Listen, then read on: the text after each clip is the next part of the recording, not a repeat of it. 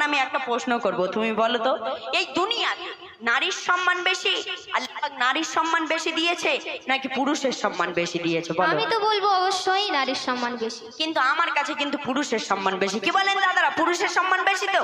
হ্যাঁ, কেন আমার কাছে পুরুষের সম্মান কেন বেশি? কারণ নারী জাত সে যত সুন্দর দেখতে হোক না কেন, তবুও তার রান্না বাড়া করতে হবে, তবুও তার থালা বাসন মাজতে হবে, তবুও তার মাঝে মাঝে গুপ গাপ খেতে হবে। এই জন্য আমার কাছে নারীর সম্মান বেশি, এই পুরুষের সম্মান বেশি। আর তার মানে এই যুবক, এই পুরুষ নারীদের সবসময় মাথার ছাতা হয়ে থাকে। পুরুষ, তুমি বলছো পুরুষরা হচ্ছে নারীদের মাথার ছাতা, হ্যাঁ, আর নারীরা কি বলতো, নারীরা হচ্ছে পুরুষদের হাতের লাঠি। আমি তাই তোমার বলছি, তুমি শোনো। বলো। হাইরে মেয়েদের দল পোষা বিড়ালে এই সংসারে,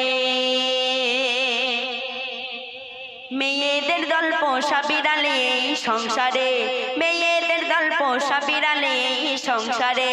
আরে সারাদিন মেমেও করে বসে, সারাদিন মেমেও করে বসে ওই রান্না ঘরে এই সংসারে। হাইরে মেয়েদের দল পোষা বিড়াল এই সংসারে। আচ্ছা, এবার নারীর কত সম্মান আমি তোমার বলছি, শোনো। বলো।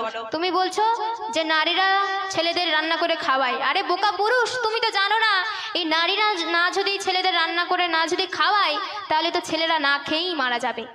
আরো একটা প্রশ্ন করছি, শোনো। বলো।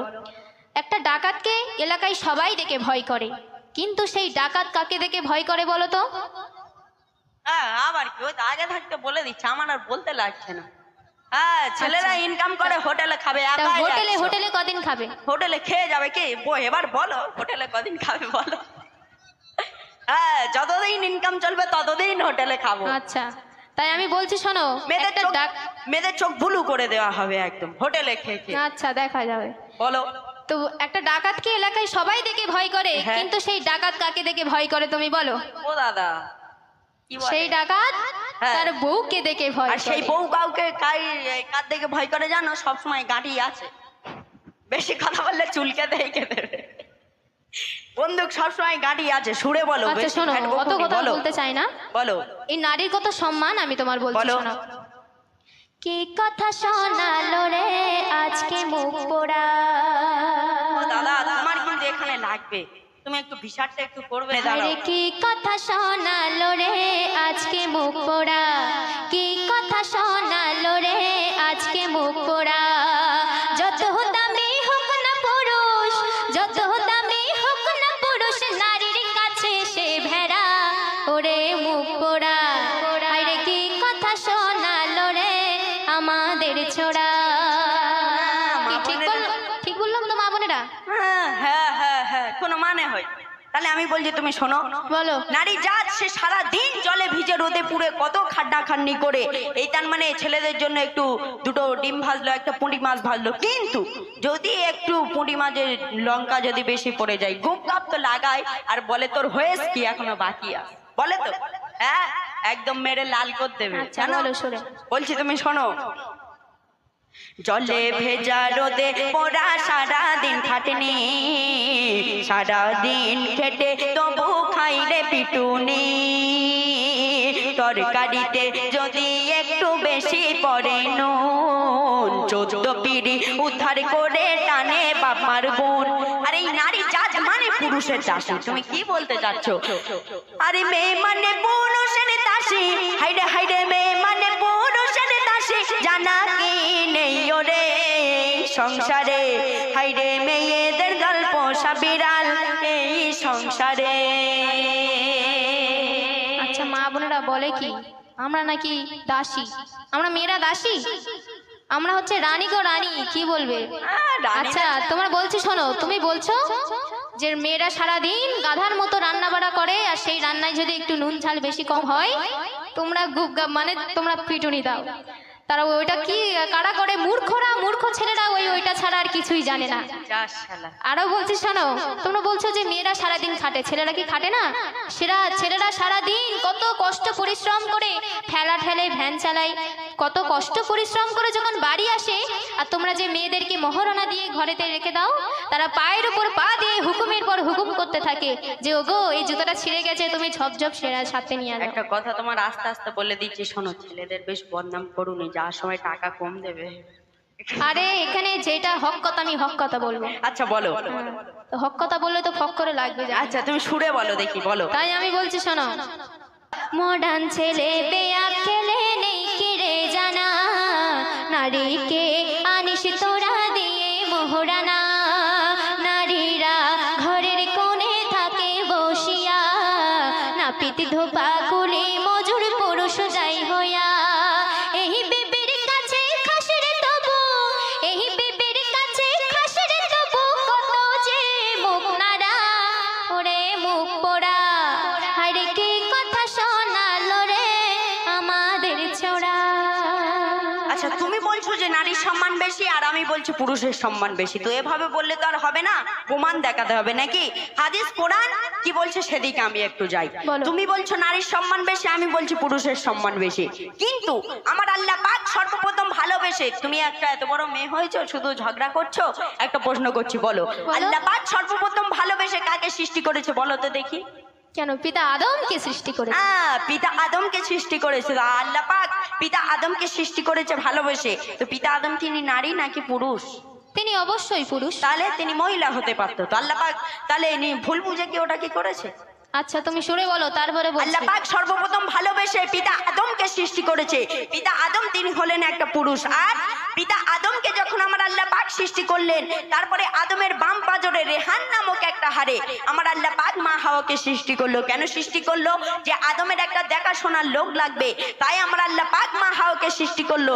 তাই আমি বলছি তুমি শোনো, পুরুষকে ভালোবাসে আল্লাহ মেহেরবান, মাটি দিয়ে করলো সৃজন তাই পিতা আদম, আদমের বাম পাজরের রেহান হারে দেখো মা হাওয়াকে খোদা গরে, আরে মা হাওয়াকে করে খোদা, দেখো দেখো মা হাওয়াকে করে খোদা, আদমের সেবার করে এই সংসারে, হায়রে মেয়েদের দল পোষা বিড়াল এই সংসারে। আচ্ছা তুমি বলছো পিতা আদমকে আল্লাহ পাক সর্বপ্রথম সৃষ্টি করেছে বলে কি মেয়েদের জাত মানে মেয়েদের সম্মান কমে গেল? তাহলে বলছি শোনো, আল্লাহ পাক তো পিতা আদমকে সৃষ্টি করেছে, তাহলে মা হাওয়াকে কেন করতে গেল? কারণ আল্লাহ পাক পিতা আদমকে 5টি জাতের সৃষ্টি করেছে, কিন্তু আল্লাহ পাক মা হাওয়াকে তারা স্বয়ং কুদরতে সৃষ্টি করেছে, তাহলে এখানেই তো নারীর সম্মান বেড়ে গেল। আরো একটা কথা বলি শোনো, এই দুনিয়াতে যত গৌস কুতুব অলি কিংবা আউলিয়া হোক না কেন, যত মানুষ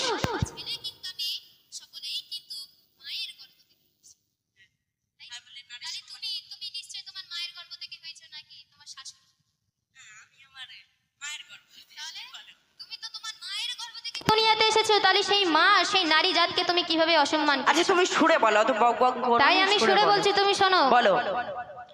ও পিতা আদম সৃষ্টি হয় মিলে 5 জাতে, মা হাওয়াকে গড়ে খোদা স্বয়ং কুদরতে।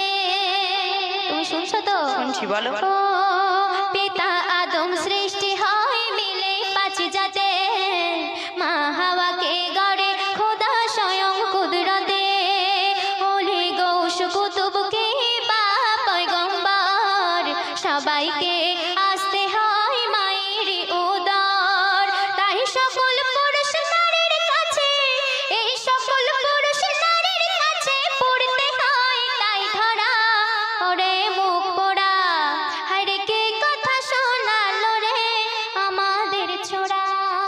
আচ্ছা তুমি বলছো যে এই দুনিয়াতে নবী পয়গম্বর অলি গৌস সকলেই মায়ের গর্ভ হতে ইচ্ছে, তাই তো? আমি এখন আপনাদের সামনে হাদিসটা বলবো, এটা কিন্তু অনেকেরই অজানা হাদিস।